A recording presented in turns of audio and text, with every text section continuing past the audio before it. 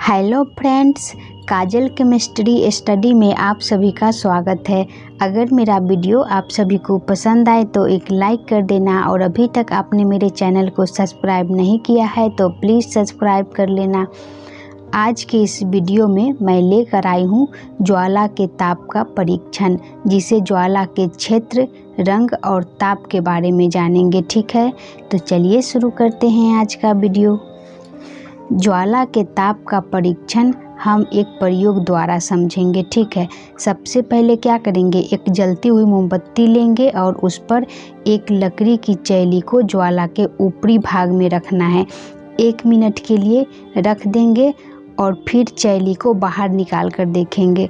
फिर से चैली को ज्वाला के बीच में रखेंगे और निचले भाग में रखेंगे और प्रत्येक बार उसे बाहर निकाल कर देखना है।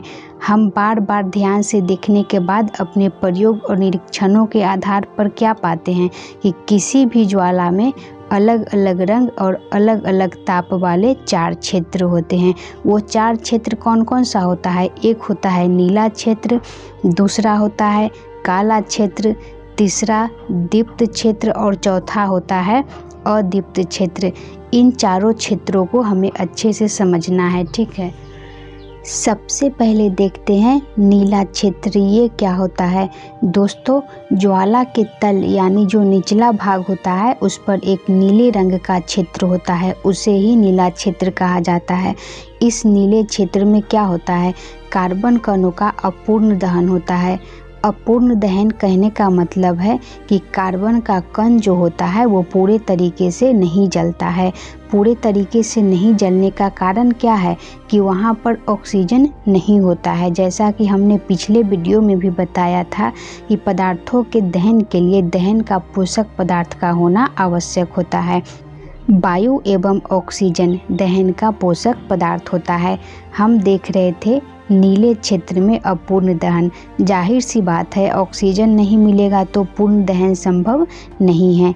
इस क्षेत्र में कार्बन कणों के अपूर्ण दहन के फलस्वरूप कार्बन मोनोऑक्साइड गैस बनती है जो नीले लौ के साथ जलती है।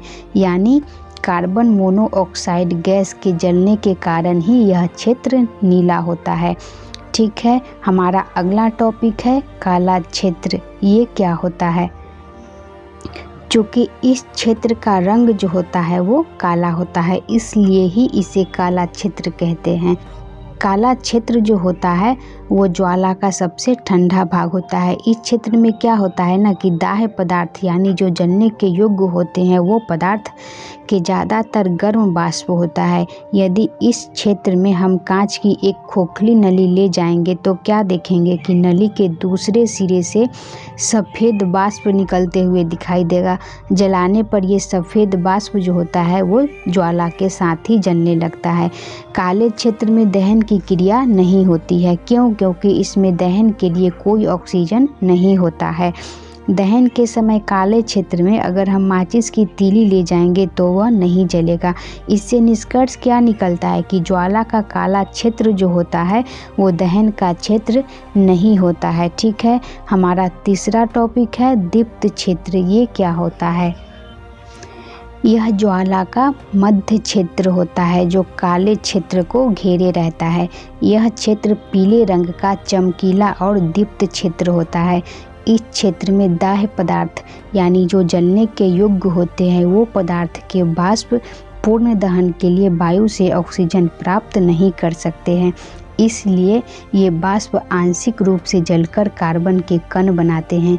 ये कार्बन का कण जो होता है वो गर्म होकर चमकीला हो जाता है, जिसके कारण ज्वाला का रंग पीला हो जाता है और क्षेत्र दीप्त हो जाता है। कार्बन कण धुआं और कज्जल के रूप में ज्वाला को छोड़ देते हैं। ऐसा तो आप सबने देखा होगा कि अगर आप कोई पदार्थ जलाते हो और वो अच्छे से नहीं जल पाता है तो काफ़ी धुआं निकलने लगता है। यदि आप धातु के एक प्लेट को चिमटा से पकड़कर दीप्त क्षेत्र में ले जाओगे तो क्या होगा? उसके ऊपर काला पदार्थ जमा हो जाएगा। इससे निष्कर्ष क्या निकलता है कि दीप्त क्षेत्र में गैसीय पदार्थ का पूर्ण दहन नहीं होता है। हमारा आखिरी टॉपिक है अदीप्त क्षेत्र। ये क्या होता है? ज्वाला का सबसे बाहरी क्षेत्र जो होता है उसे ही अदीप्त क्षेत्र कहा जाता है। इस क्षेत्र में पूर्ण दहन होता है क्योंकि इसमें दाह्य पदार्थ यानी जो जलने के योग्य होते हैं वो पदार्थ के वाष्प वायु से ऑक्सीजन प्राप्त कर सकते हैं। यदि धातु के एक प्लेट को चिमटा से पकड़कर इस क्षेत्र में ले जाएंगे तो क्या होगा, उसके ऊपर कोई भी काला पदार्थ जमा नहीं होगा। इससे निष्कर्ष क्या निकलता है कि इसमें कार्बन कणों का पूर्ण दहन होता है, अतः इसे पूर्ण दहन का क्षेत्र भी कहा जाता है। यह एक हल्के नीले रंग का दृश्य क्षेत्र होता है। यह क्षेत्र सबसे गर्म क्षेत्र होता है। इसका ताप उच्चतम होता है जो लगभग कितना होता है 1800 डिग्री सेल्सियस तक होता है। ठीक है, ओके।